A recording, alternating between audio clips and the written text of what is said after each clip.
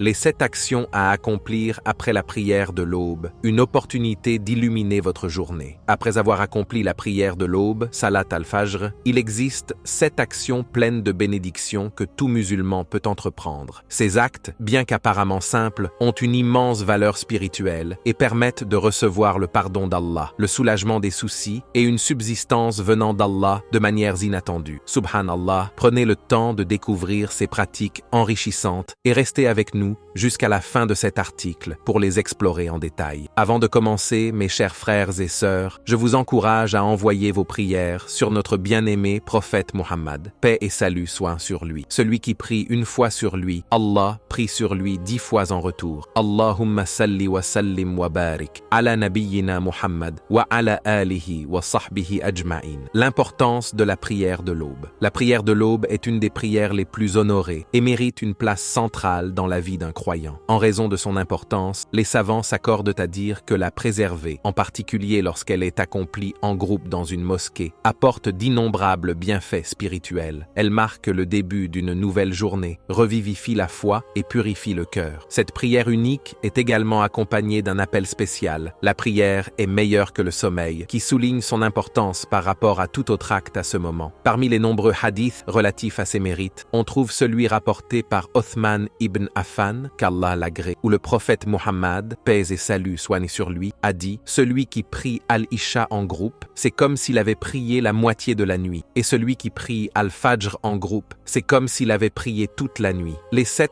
actions recommandées après la prière de l'aube. 1. S'asseoir pour le dhikr, rappel d'Allah. Le prophète Muhammad, paix et salut soient sur lui, avait pour habitude de rester assis dans son lieu de prière après la prière de l'aube jusqu'au lever du soleil. Ce moment est béni car il est témoin des anges qui descendent pour écouter et témoigner du rappel d'Allah. Le prophète a également souligné l'immense récompense de ce temps en disant « Celui qui prie Al-Fajr en groupe reste à sa place à se souvenir d'Allah jusqu'au lever du soleil, puis accomplit 2 unités de prière, Salat al-Duha, obtiendra la récompense complète d'un Hajj et d'une Omra, hadith authentique. Ces quelques instants consacrés à Allah peuvent multiplier vos bonnes actions de manière inimaginable. 2. Demandez pardon 3 fois. Après avoir terminé la prière, il est fortement recommandé de dire Astaghfirullah 3 fois, suivi de Allahumma anta as-salam wa minka as-salam tabarakta yadal jalali wa al-ikram. Cette invocation,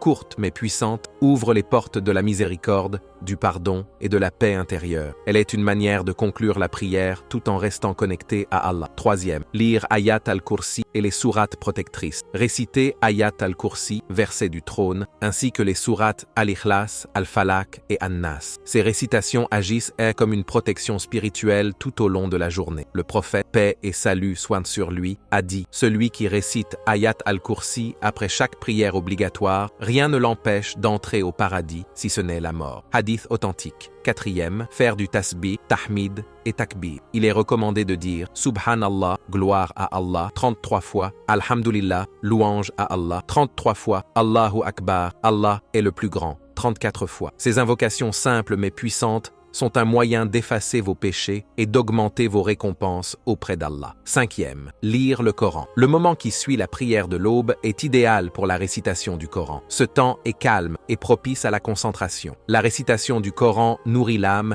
et apporte une lumière spirituelle dans votre vie quotidienne. Certains savants considèrent la lecture du Coran comme la meilleure action après la prière, tandis que d'autres privilégient le dhikr. Les deux sont très méritoires et apportent des bienfaits uniques. 6. Évitez les distractions et les péchés. Il est essentiel d'éviter le sommeil, les discussions inutiles, la médisance ou toute autre activité futile après la prière de l'aube. Consacrez ce temps précieux à des actes d'adoration comme le rappel d'Allah, l'étude religieuse ou encore le partage de connaissances bénéfiques. 7. Accomplir la prière du Duha ou Shuruk. Une fois le soleil bien levé, environ 15 à 20 minutes après son lever. Accomplissez la prière du Duha, également appelée prière du Shuruk. Selon les savants, la prière du Duha et celle du Shuruk peuvent être considérées comme une seule prière. Le prophète, paix et salut soient sur lui, a dit Dans le matin de chacun de vous, il y a une aumône pour chaque articulation de votre corps. La prière du dua équivaut à toutes ces aumônes. En pratiquant ces 7 actions, vous maximisez vos bénédictions